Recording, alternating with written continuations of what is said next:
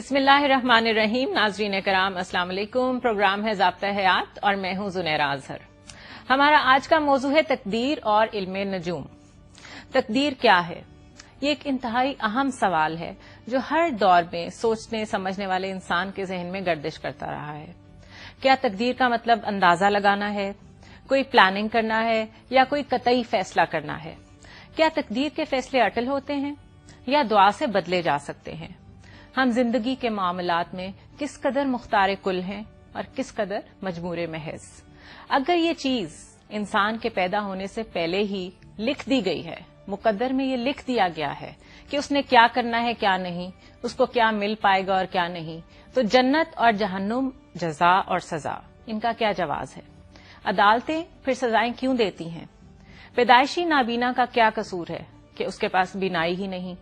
ایک ارب پتی، باپ کے گھر پیدا ہونے والا ایسا بچہ جس نے کوئی ایسا کارنامہ سر انجام نہیں دیا کہ وہ ایک امیر کے گھر پیدا ہوتا، اور ایک غریب بچہ جس نے کوئی ایسا گناہ نہیں کیا کہ وہ ایک غریب کے گھر پیدا ہوتا. ہم اپنے والدین اور جگہ کے انتخاب میں جہاں پر ہم پیدا ہوئے ہیں اس قدر بے بس کیوں ہیں؟ اور یہ ستارے ہماری تقدیر کو بنانے اور بگاڑنے میں کیا کردار ادا کرتے ہیں؟ کیا ان کی کوئی طاقت ہے یا یہ محض ہماری جمالیاتی حس کو تسکین دینے کا نام ہے؟ یا یہ محض راستوں کا تعین کرتے ہیں؟ جیسے کہ سورہ نحل کی آیت نمبر 12 میں رب کائنات نے فرمایا، اور اس نے رات اور دن، سورج اور چاند، ان کو تمہاری نفع رسانی میں لگا رکھا ہے، اور ستارے بھی اسی کے حکم سے نفع رسانی میں لگے ہوئے ہیں. بے شک اس میں نشانیاں ہیں ان لوگوں کے لیے جو سمجھیں. اس کے باوجود ہم سب مسلمان نجومیوں کے پاس کیوں جاتے ہیں؟ کیا نجومیوں پر اعتماد ہمیں غیر سائنسی طرز فکر کی طرف تو نہیں لے کر جا رہا؟ یا یہ ہمیں بے عملی کی راہ تو نہیں دکھا رہا؟ اور کیا علم نجوم کو سائنس قرار دیا بھی جا سکتا ہے یا نہیں؟ کیا نجومی ہماری تقدیر بدل سکتے ہیں؟ ملاحظہ کیجئے آج کے نوجوان ان معاملات میں کیسے کیسے سوالات اٹھاتے ہیں. السلام علیکم، میرا نام سدرا ہے اور میرا سوال پروفیسر خالد ظہیر سے ہے. کیا ستارے ہماری زندگی پر کسی طرح اثر انداز ہوتے ہیں؟ السلام علیکم، میرا نام اسرا نوازش ہے اور میرا سوال ڈاکٹر ظہیر سے ہے کہ جب ہر بندے کی تقدیر لکھی جا چکی ہے تو پھر ہر انسان کی یہ ساری دوڑ دھوپ اور آزمائش کے کیا معنی؟ السلام علیکم، میرا نام محمد افضل ہے اور میرا سوال یہ ہے کہ کیا اپنا حق دکھانا یا اپنے مستقبل کے بارے میں جاننے کے لیے نجومی کے پاس جانا، کیا یہ شرعی نقطۂ نظر سے درست ہے یا نہیں؟ السلام علیکم sir, my name is Amna. I want to ask a question. کیا علم نجوم کی کوئی وضاحت ہے؟ اگر اس کی کوئی تعریف ہے تو پلیز کر دیں. السلام علیکم، میرا نام اجلال حیدر ہے اور میرا سوال خالد ظہیر صاحب سے یہ ہے کہ قرآن میں لوح محفوظ کا ذکر ہے، اس کی کیا وضاحت ہے؟ میرا نام ممتل بصیر ہے اور میں پوچھنا چاہتی ہوں سر سے کہ اکثر دیکھنے میں آیا ہے کہ جو فال نکالتے ہیں یا نجومی باتیں بتاتے ہیں وہ ٹھیک ہوتی ہیں، اس کی کیا وجہ ہے؟ مائی نیم از سید محمد زبیر اور میرا کوشچن ڈاکٹر خالد ظہیر صاحب سے ہے. میں پوچھنا چاہوں گا کہ علم نجوم کو عموماً سائنسی علم کہا جاتا ہے. فرسٹ آف آل تو آپ یہ بتائیں کیا یہ سائنسی علم ہے یا نہیں ہے، اور اگر ہے تو اس کو کس طریقے سے ثابت کیا جا سکتا ہے؟ ناظرین، آپ نے نئی نسل کی ذہنی الجھنیں ملاحظہ کی، چنانچہ ہم نے اپنا آج کا جو پروگرام ہے اس میں انہی مسائل کو سامنے رکھتے ہوئے تقدیر اور علم نجوم کے عنوان سے کچھ ڈسکشن ترتیب دی ہے. ہمارے ساتھ مہمان موجود ہیں اسٹوڈیو میں. آپ سب جانتے ہیں کہ ہمارے مستقل مہمان ڈاکٹر خالد ظہیر ہیں جو کہ اسکالر ہیں، عالم دین ہیں، کسی تعارف کے محتاج نہیں ہیں. بہت شکریہ ڈاکٹر صاحب تشریف آوری کا. اور ساتھ ہمارے موجود ہیں سامعہ خان، جن کو آپ صبح شام کبھی کسی چینل پہ کبھی کسی چینل پہ لوگوں کا حال، قسمت کا حال، ان کی قسمت میں اس ہفتے میں کیا ہے اور کیا نہیں ہے یہ بتاتے ہوئے سنتے ہیں. انہوں نے آج ہمیں جوائن کیا ہے ماہر علم نجوم کی حیثیت سے. بہت شکریہ سامعہ آپ کی تشریف آوری کا بھی. سوالات کا آغاز کرتے ہیں. ڈاکٹر صاحب، تقدیر ہے کیا؟ How do we define it? دیکھیں، لفظ کا ایک مطلب تو پلاننگ ہے، یعنی آپ کسی چیز کو پہلے سے ڈیزائن کرتے ہیں، پلان کرتے ہیں. مذہبی کانٹیکسٹ میں جب یہ لفظ استعمال ہوتا ہے تو اس کا عام طور پر مطلب یہ ہوتا ہے کہ مستقبل میں جو کچھ بھی ہونے والا ہے وہ پہلے سے معلوم ہے اللہ کو، اور جو کچھ اس کو معلوم ہے وہ پھر بدلے گا نہیں. سو جب ہم یہ کہتے ہیں کہ کسی کی تقدیر میں ایسا لکھا ہوا ہے تو اس سے مراد یہ ہوتی ہے کہ اللہ تعالیٰ اس بات کو پہلے سے جانتے ہیں، اور اللہ کا علم وہ علم ہے کہ جس میں ظاہر ہے کہ نہ کوئی نقص ہے نہ کوئی تبدیلی کا امکان ہے. اسی ریفرنس سے لوح محفوظ کا بھی ذکر آتا ہے. بالکل. وہ اصل میں اللہ ہی کے علم کو بیان کرنے کا ایک اور انداز ہے کہ اللہ کا علم ایک مکمل علم ہے, اس کی تمام صفات مکمل ہیں, کمپلیٹ ہیں, پرفیکٹ ہیں, ان میں کوئی خلا نہیں ہے, کوئی جھول نہیں ہے. تو چنانچہ اگر اللہ نے اپنے اندر صفت علم کو یعنی ایک پرفیکشن تک اس کے ہاں موجود ہے, تو اس کا مطلب یہ ہے کہ جو کچھ بھی ہو چکا ہے, جو کچھ بھی ہو رہا ہے اور جو کچھ بھی ہونے والا ہے, وہ سب سے واقف ہے, نہ صرف یہ کہ موٹی موٹی باتوں سے بلکہ اس کی تفصیلات سے. ہم لوگ ظاہر ہے کہ اس میں کنفیوز اس لیے ہوتے ہیں کہ یہ چیز ہمارے گریسپ سے, ہماری پہنچ سے کچھ باہر کی چیز ہے. موٹی موٹی بات تو سمجھ میں آتی ہے, لیکن یہ کہ یہ بات ہم پوری طرح سے ہمارے ذہن میں ایسے سما جائے کہ ہم کہیں کہ ہم اس کو اب پوری طرح سے ہم نے اس کا احاطہ کر لیا ہے. یہ انسان کے لیے کہ جو کمزور ہے, مارٹل ہے, اس کی ہر صفت امپرفیکٹ ہے, محدود ہے, وہ ظاہر ہے کہ اللہ کے ہر صفت کے بارے میں یہی معاملہ ہے, اور علم کے بارے میں تو خاص طور پر انسان پوری طرح سے اس کو گریسپ نہیں کر پاتا. صحیح. اندازہ لگانا بھی اس کا ایک مطلب ہو سکتا ہے. تو اندازہ لگانا کیوں کہتے ہیں اس کو؟ کیونکہ اگر اللہ تعالیٰ کی بات کریں تو وہ تو خود پلانر ہے, اس نے تو خود سب کچھ پلان کیا, اسے تو سب کچھ خود پتا ہے, تو پھر اندازہ لگانے سے کیا؟ یعنی عربی کا لفظ ہے نا, تو یہ لفظ استعمال ہوگا انسانوں کے حوالے سے بھی, ٹھیک ہے, اور اللہ کے حوالے سے بھی. ٹھیک ہے. تو جب انسانوں کے حوالے سے یہ لفظ استعمال ہوگا تو ایسا ہی اندازہ ہوگا جیسے کہ انسانوں کا اندازہ ہوتا ہے. تو اس کا مطلب ہے کہ یہ جو لوگ ہمیں ٹیلی ویژن پر یا ڈفرینٹ میڈیمز پر نظر آتے ہیں جو کہ اندازے لگا رہے ہوتے ہیں کہ آپ کی زندگی میں کیا ہونے والا ہے, یہ بھی بتا رہے ہوتے ہیں کہ کیا ہو چکا ہے, یہ اس سے کچھ ملتی جلتی چیز ہے کہ یہ فرق چیز ہے؟ لیکن بات یہ ہے کہ یہ اندازہ ایک انسان کا اگر ہوگا تو موسٹ سرٹنلی پرفیکٹ نہیں ہو سکتا. وہ ماضی کے بارے میں بھی ظاہر ہے کچھ قیاس کریں گے, موجودہ صورتحال کو بھی دیکھیں گے, اور مستقبل کے بارے میں جو ان کی انڈرسٹینڈنگ ہے, جو انہوں نے کاز ایفیکٹ ریلیشن شپ کو اسٹڈی کیا ہے, اور ان کا اپنا جس معاملے میں, جس ایریے میں ایک ایکسپرٹیز اور ایکسپیرینس ہے, اس کے بارے میں وہ ایک اندازہ ہی بتا سکتے ہیں. تو اندازہ ٹھیک بھی ہو سکتا ہے؟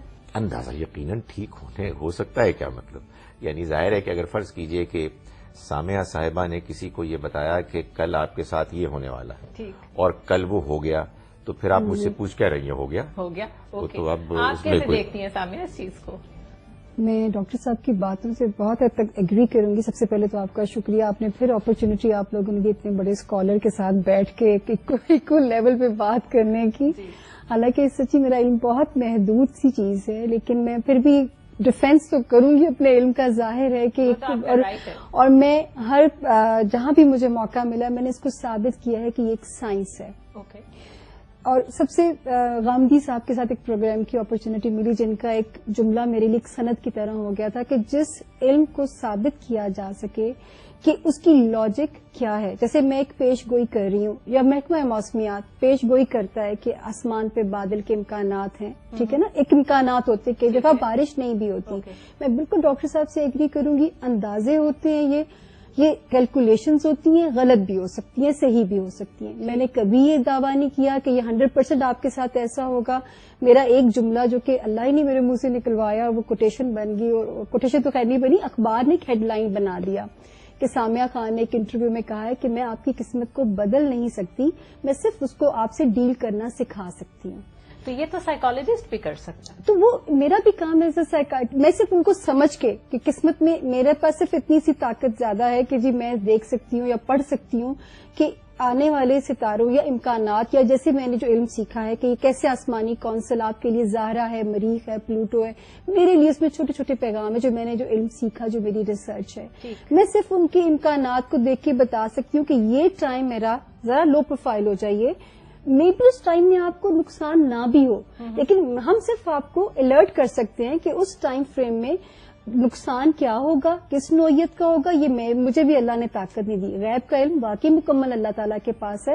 صرف ہمارے بھی اندازے ہوتے ہیں یہ کہ یہ چیز اس عرصے میں محتاط ہو جائیے. جیسے اور سب سے بڑی بات جب انہوں نے کہا کہ جس پیش گوئی کو ثابت کیا جا سکے کہ وہ سائنس ہے، وہی سائنس. جیسے میں نے 99 میں نواز شریف کی گورنمنٹ کی جب ایک وہ کی تھی کہ یہ گورنمنٹ چلی جائے گی، کیوں کی تھی؟ میں نے کہا تھا کہ 11 اگست کو ایک گرہن لگے گا، کراچی میں پورے اندھیرا ہو گیا تھا، 99 کی بات ہے، اور میں نے کہا تھا یہ ہیوی مینڈیٹ کی گورنمنٹ کو اڑا دے گا. اوکے. تو اس کی ایک جو پیش گوئی تھی، وہ جو ریزن تھی وہ تھی سورج گرہن کا لگنا. گرہنوں کی آپ بھی انکار نہیں کریں گے ڈاکٹر صاحب، ورنہ نماز کسوف اور خسوف کبھی بھی نہ آتی اگر گرہنوں کی بھی اہمیت نہ ہوتی. ٹھیک ہے، یہی پوائنٹ ہم لے کے چلیں گے، لیکن ناظرین یہاں پر لیں گے ہم ایک مختصر سا وقفہ.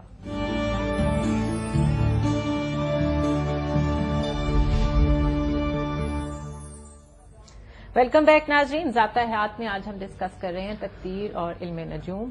سامیہ آپ بات کر رہی تھی کہ جو ایفیکٹس ہوتے ہیں چاند، سورج، ستاروں کے، اس کے کچھ نہ کچھ زمین پہ حقیقی معنوں میں اثرات ہو رہے ہوتے ہیں، جس کی آپ نے اگزامپل دی کہ گورنمنٹ چلی بھی گئی. ڈاکٹر صاحب آپ سے میں یہ کوشچن کرنا چاہوں گی کہ عام طور پہ جب ہم سائنس کی بات کرتے ہیں تو یا ہم صرف سائنس کی بات کرنا شروع ہو جاتے ہیں یا صرف مذہب کی بات شروع کر دیتے ہیں. اصل میں تو سائنس جو ہے وہ زیر اثر ہے مذہب کے. تو ان دو چیزوں کو الگ کیا کرنا چاہیے؟ کچھ ایسی ایکسیپشنز ہیں جس میں ان کو الگ الگ رکھنا چاہیے؟ دیکھیں بات یہ ہے کہ یہ ہم سب مانتے ہیں کہ دنیا اللہ نے بنائی ہے اور وہ اس کو چلا رہا ہے بعض قوانین اور اصولوں کے مطابق. بالکل صحیح. سائنس ان اصولوں کو دریافت کرتی ہے، ان سے فائدہ اٹھاتی ہے اور انسانی زندگی کو بہتر بنانے کی کوشش کرتی ہے. ظاہر ہے کہ سائنس کوئی ایسا کام نہیں کر سکتی کہ جو اللہ کے بنائے ہوئے قوانین کی خلاف ورزی ہو.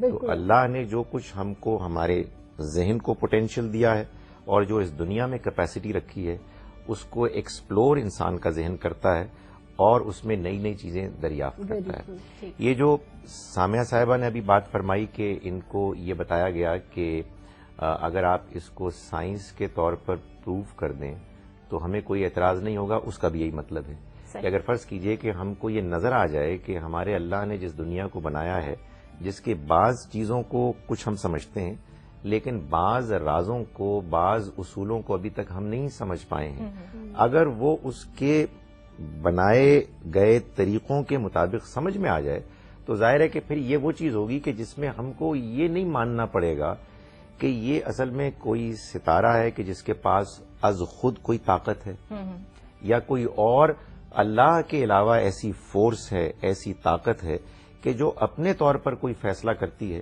اور وہ فیصلہ نافذ ہو جاتا ہے. صحیح. اصل مسئلہ دین، مذہب کو، اسلام کو یہ ہے کہ اگر ہم اپنے ذہن میں یہ عقیدہ رکھیں کہ اللہ کے علاوہ اور بھی کوئی ذات ہے کہ جو مستقل بذات اپنے طور پر فیصلہ کرتی ہے اور وہ فیصلہ اللہ کے فیصلے سے کوئی انڈیپینڈنٹ فیصلہ ہوتا ہے، لوگ اس پر منحصر ہونے لگتے ہیں، اس سے توقع کرنے لگتے ہیں اور اللہ کی جگہ، اللہ کے بجائے وہ اس کی طرف رجوع کرتے ہیں. یہ شرک ہوتا ہے اور انسان وہمی ہو جاتا ہے، انسان اللہ پر بھروسہ کرنا چھوڑ دیتا ہے. ظاہر ہے کہ جب کبھی بھی اس دنیا کے بارے میں گفتگو ہوگی کہ جو دنیا نظر نہیں آتی تو مذہب اور خاص طور پر اسلام اس بات پر بہت سینسٹیو ہوگا، اس پر ایمفسائز کرے گا کہ اس میں کوئی ایسی چیز نہ مانی جائے کہ جس کے نتیجے میں اس بات کو ماننا لازم آئے کہ اللہ کے علاوہ کوئی اور طاقت ہے کہ جس کو اس کے مقابلے میں کوئی حیثیت حاصل. بالکل. ڈاکٹر صاحب کی جو بات ہے میں سامیہ یہی اٹھانا چاہوں گی کہ ٹھیک ہے علم کی حقیقت اپنی جگہ پر، آپ کے پاس ماشاءاللہ علم ہے، لوگ آتے ہیں، آپ کی باتیں ٹھیک بھی نکلتی ہوں گی، لیکن آپ نے ایک فین فالوئنگ ایسی ڈیولپ کر لی. آپ سے میری مراد آپ نہیں ہے، ایسے سب لوگ ہیں جو علم نجوم کو یا دوسرے علوم کو استعمال کر رہے ہیں پریڈکشنز کے لیے. تو آپ نے تھوڑا سا ڈائیورٹ کر دیا لوگوں کو، لوگوں نے اب انسانوں کے پاس جانا شروع کر دیا، نماز میں دعا مانگنے کے بجائے چلوں پہ اور کسی نہ کسی سجیشن کے اوپر ڈیپینڈ کرنا شروع کر دیا. یہ صحیح ہے آپ کے خیال میں؟ دیکھو، صرف ہر انسان کسی نہ کسی سٹیج پہ ایسی بھنور میں ضرور پھنستا ہے، ٹھیک ہے، جہاں پہ آپ کبھی سائیکیٹرسٹ کی بھی آپ کو ضرورت پڑتی ہے. آپ کو اپنے کوئی بیماری آپ کے اندر آ رہی، ڈاکٹر کی ضرورت پڑتی ہے. میرا بھی کام صرف اتنا ہے کہ جب لوگ میرے پاس آتے ہیں میں صرف ایک گائیڈ لائن کا کام کر سکتی ہوں. میں نے کبھی یہ نہیں خدا نہ خواستہ میرے پہ آپ وہاں آبجیکشن لگا سکیں گے زنیرہ جہاں میں یہ کہوں گی کہ یہ جا کے تعویذ رکھو یا اللہ نہ کرے جا کے یہ کام کرو تو خاوند کی زبان بند ہو جائے گی، محبوب قدموں کے نیچے آ جائے گا. جہاں قسمت کو بدلنے کی بات میں کروں گی وہاں آپ میرے پہ آبجیکشن لگا سکتے ہیں. میں تو قسمت کو بدلنے کی بات ہی نہیں کرتی، میں تو صرف یہ کہتی ہوں یہ لیکنگز ہیں، یہ بلیسنگز ہیں، بلیسنگز کا شکرانہ کرو، ان سے فائدہ اٹھاؤ. جو آپ کے ذائچے کی جو لیکنگز ہیں ان کو ڈیل کرنا سیکھو. جو کہ میں نے اپنا پہلا جملہ بولا کہ میں قسمت کو اللہ معافی دے بدلا نہیں جا سکتا. سامیہ، بلیسنگز کے لیے کیا انسان کو کسی اور کی ضرورت ہے؟ دیکھو نہیں، بعض دفعہ آپ کو نہیں احساس ہوتا، آپ کے اندر ناشکری آنی شروع ہو جاتی ہے. کو آپ پہ ایک فار دا ٹائم بینگ آپ کسی ایسی بمر میں پھنس جاتے ہو کہ انسان کو سمجھ نہیں آ رہا ہوتا کہ آس پاس اچھی چیزیں بھی تو ہیں انجوائے کرنے کے لیے. اگر ایک کمی اللہ تعالیٰ نے زندگی میں دی ہے، کسی کو اولاد نہیں دی یا کسی کو کوئی اور رشتہ نہیں دیا، تو وہ اس کو کچھ ایک دفعہ اپنی وہ بلیسنگز کی سمجھ نہیں آ رہی ہوتی. ٹھیک ہے، اور وہ صرف میں اتنا احساس دلا سکتی ہوں آپ کے ذائچے کے اندر، یا میں یہ کہہ سکتی ہوں کہ یہ ٹائم فریم ابھی ایسا ہے، ایک صبح ہوگی، یہ یقین رکھو کہ یہ صبح ہونی ہے، اس کے اوپر آپ یقین رکھیے. وقت ٹل جائے گا، اچھا اور برا وقت دونوں ٹل جاتے ہیں. اور واصف علی واصف کی ایک کوٹیشن تو خود میں نے اپنے لیے ایک سبق بنا لی تھی کہ نہ قسمت سے زیادہ کچھ ملتا ہے نہ وقت سے پہلے کچھ ہوتا ہے. بالکل صحیح، بالکل صحیح. ناظرین، گفتگو کو ہم جاری رکھیں گے. جس طرح انبیاء کے اوپر ایمان لانا ہمارے بیسک ایمانیات کا حصہ ہے، کتابوں پہ ایمان لانا، ملائکہ پہ ایمان لانا، اسی طرح تقدیر پہ ایمان لانا بھی ہمارے دین کا حصہ ہے. اس بارے میں ڈاکٹر خالد ظہیر سے بات کریں گے ایک مختصر سے وقفے کے بعد.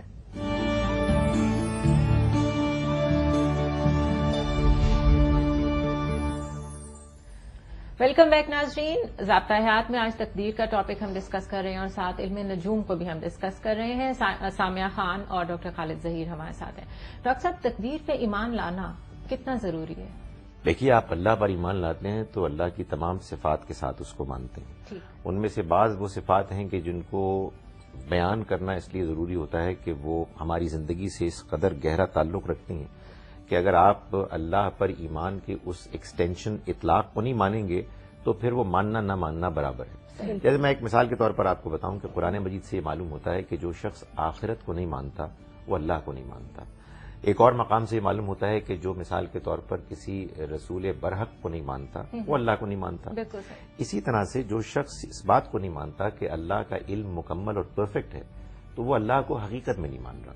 تو تقدیر پر ایمان در حقیقت اسی چیز کو ماننے کا نام ہے کہ ہم اس بات کو مانتے ہیں کہ اللہ تعالیٰ کی صفت علم مکمل ہے.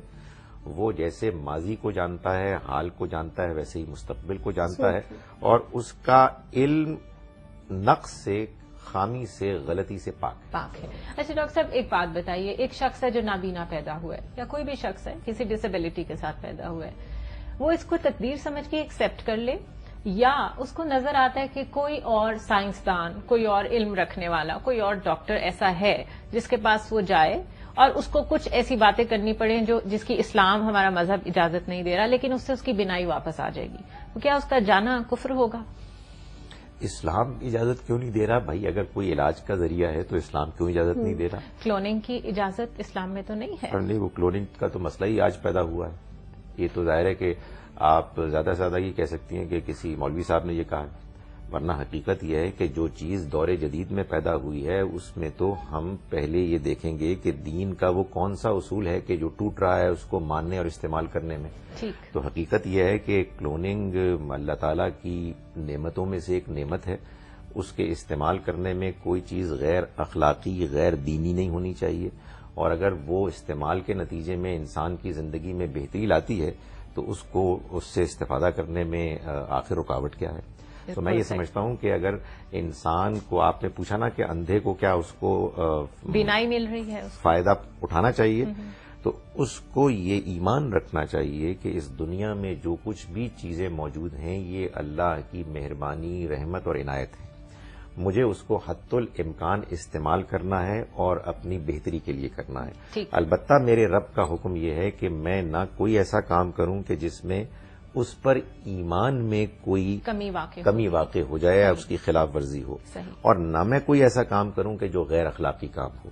یہ دو ایسی کنسٹرینٹس، رکاوٹیں ہیں کہ جن کے علاوہ کوئی تیسری ایسی رکاوٹ نہیں ہے کہ جس کی بنیاد پر انسان کو اللہ کی نعمتوں سے فائدہ اٹھانے سے روکا جائے. ٹھیک ہے سامیہ، آپ کے پاس زیادہ تر لوگ کس طرح کی ایکسپیکٹیشنز لے کے آتے ہیں؟ کیونکہ دیکھیں آپ نے تو خود کہا کہ آپ تقدیر نہیں بدل سکتی، آپ یہ بھی کہہ رہی ہیں کہ میں صرف گائیڈ لائن دیتی ہوں، تو لوگ آپ کے پاس اصل میں کس لیے آتے ہیں؟ آپ کی ان کی نیتوں سے کیا لگتا ہے کہ وہ آپ کو کوئی خدا نخواستہ ایسی ہستی سمجھ رہے ہیں کہ آپ ان کے لیے چیزیں ناممکن جو ہے ان کو ممکن کر سکتے ہیں؟ لوگوں کے یہ کانسیپٹس ہوتے ہیں، تمہیں پتہ نا کتنے اس طرح کے ایلیمنٹس ہمارے علم میں سے لوگوں نے بڑے کو مس گائڈ بھی کیا گیا ان چیزوں کو. تو لوگوں کی یہ ہوپس ہوتی ہیں. میں تو پہلے بٹھاتے ساتھ یہ بات کرتی ہوں کہ دیکھو جو میرے پاس بیٹھنے جا رہے میرے پاس کوئی نہ موکلین نہ جنات ہے، میرے ساتھ آپ کو تعاون کرنا پڑے گا. ایک سائنس ہے، میرے بھی انداز ہیں اور آپ نے میری ہیلپ کرنی ہے. شکر ہے اللہ تعالیٰ کا. یار لوگوں کے بڑے کانسیپٹس اب لوگوں میں اللہ کا کرم ہے زنیرہ کہ جیسے اتنے میڈیا نے لوگوں کو اویئرنیس بھی دے دی، اس طرح کے ٹاک شوز لوگ سنتے ہیں، ان کے کانسیپٹس کلیئر ہوتے ہیں. اللہ کا شکر ہے لوگوں میں اب جج کرنے کی کوالٹی بہت آ گئی ہے. ان کو بھی پتا چل جاتا ہے جھوٹ اور سچ میں جو ہے کیا چیز ہے. تو وہ ایکسپیکٹیشنز تو ان کی ہوتی ہیں، لیکن ان کے کانسیپٹس کو میں بہت، میری تو جہاں مجھے کوئی پلیٹ فارم ملتا ہے میں کلیئر کرنے کی کوشش کرتی ہوں کہ اس کو ایک سائنس سے زیادہ کچھ نہ لیجیے. ایک اندازے، ایک امکانات ہیں جو اللہ تعالیٰ نے لکھ دیے. ان فیصلوں کو ہم بھی مطلب اللہ معافی دے ان کو چیلنج ہی نہیں کیا جا سکتا. جو بدل جائے وہ امکان ہے. تقدیر تو ایک منشا الہی ہے، اور جو تدبیر ہے، دیکھو مکان بنانا آپ کی تدبیر ہے، ٹھیک ہے، جہاز بنانا آپ کی ایک تدبیر ہے کہ جو چیز جو آپ کے اختیار میں ہے، لیکن جہاز منزل تک پہنچے گا نہیں پہنچے گا وہ آگے اوپر والے کا فیصلہ ہوتا ہے. صحیح ہے. ہمارا کام ہے کہ ہم محنت کریں، کوئی کمی نہ چھوڑیں، اور اس کے بعد فیصلہ اللہ تعالیٰ پہ چھوڑ دیں. ڈاکٹر خالد ظہیر سے ہم بریک کے بعد جب واپس آئیں گے تو یہ ڈسکس کریں گے کہ انبیاء کے اوپر جب بھی کوئی مشکل وقت آیا انہوں نے کس سے مدد مانگی؟ کیا انہوں نے بھی کسی شخص کی طرف دیکھا، کسی اور علم کی طرف دیکھا، یا صرف اللہ پہ توکل کیا؟ مختصر سا وقفہ.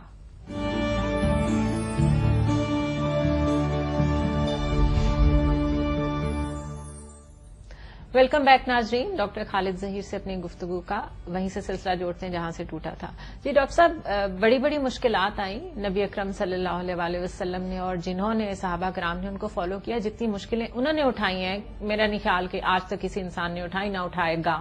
ان کا کیا شیوا تھا؟ ان کی کیا سنت تھی؟ صبر، اللہ کے فیصلے پر پوری طرح سے اطمینان، حالات کو ٹھیک کرنے کی کوشش، اللہ سے دعا.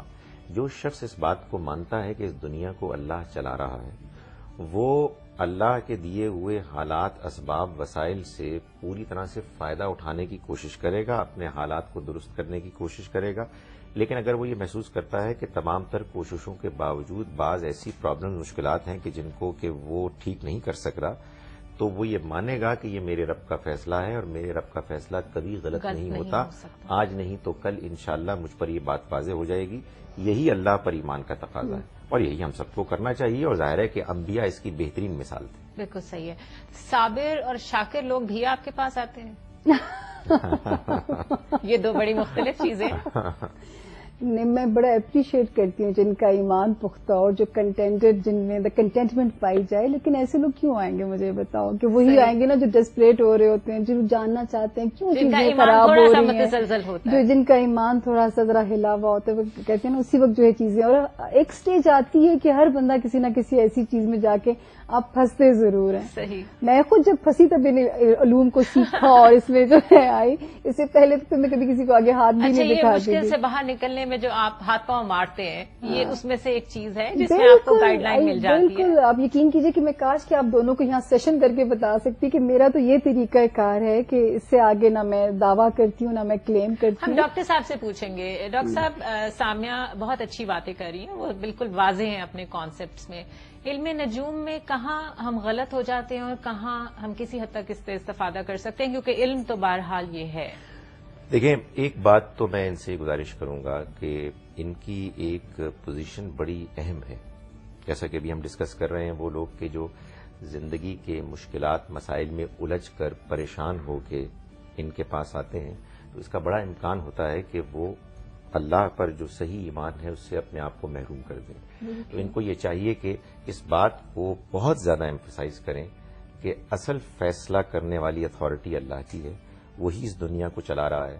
اس کی مرضی کے بغیر ایک پتا بھی ہل نہیں سکتا. اس پر تم یقین رکھو گے تو میں تم سے کوئی اگلی بات کروں. ڈاکٹر صاحب بالکل یہی طریقہ کار ہے بالکل ٹھیک کہ میں کہتی ہوں کہ دیکھیں میرا صرف کام ہے آپ کو یہ پڑھ کے بتانا اور آگے اس کے ساتھ جو ہے ڈیل کرنے کی جو بھی میری کاؤنسلنگ کا طریقہ ہوتا ہے. ایگزیکٹلی میں نے کبھی شیکی کرنے کی کوشش نہیں کی کہ جائیے یہ کیجئے تو ایسے ہو جائے گا. قسمت کو بدلنے کی بات جہاں آئے گی وہاں آبجیکشن کا نقطہ آ جائے گا. دوسری چیز آپ یہ بھی بتائیے کہ جو کچھ آپ نے سیکھا ہے ظاہر ہو سکتا ہے کہ مجھے ابھی سمجھ میں نہیں آئی ہے یا ممکن ہے کہ میں سمجھوں بھی تو میں کچھ اختلاف کروں. انسانوں میں اختلافات ہوتے رہتے ہیں. آپ ان کو یہ بتائیے کہ یہ بات مجھ کو ایسے سمجھ میں آئی ہے, کوئی مافوق الفطرت کوئی سپر نیچرل کوئی طاقت نہیں ہے کہ جو اللہ کے علاوہ مجھے سکھا رہی ہے. اس لیے میری ایک انڈرسٹینڈنگ ہے, وہ انڈرسٹینڈنگ غلط بھی ہو سکتی ہے.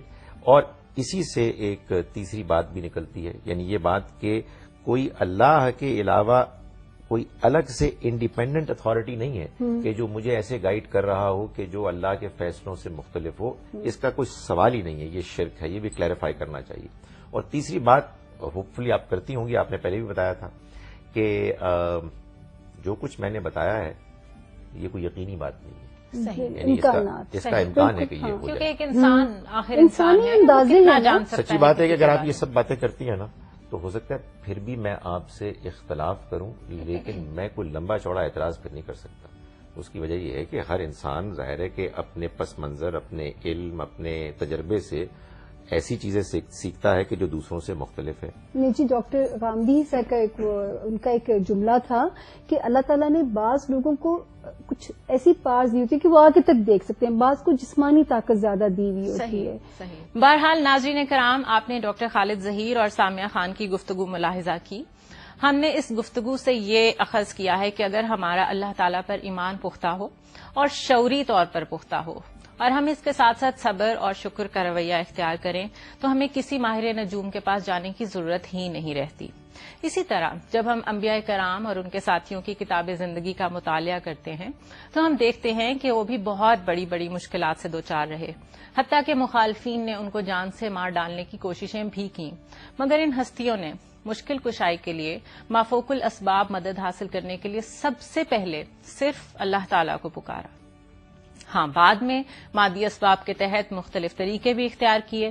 انہوں نے دشمنوں کے ساتھ حکمت و دانائی کے ساتھ مذاکرات کیے, منصوبہ بندی کی, ہجرت کی, فوج بنائی, تیروں اور تلواروں کا, جہاد کا بھرپور استعمال کیا, اور ہم نے دیکھا کہ اللہ تعالیٰ نے ان کو فتح بھی نصیب کی. سوچنے کی بات یہ ہے کہ پھر ان کے ماننے والے ہوتے ہوئے ہم مشکلات میں اللہ تعالیٰ کے علاوہ دوسری راہیں کیوں اختیار کرتے ہیں.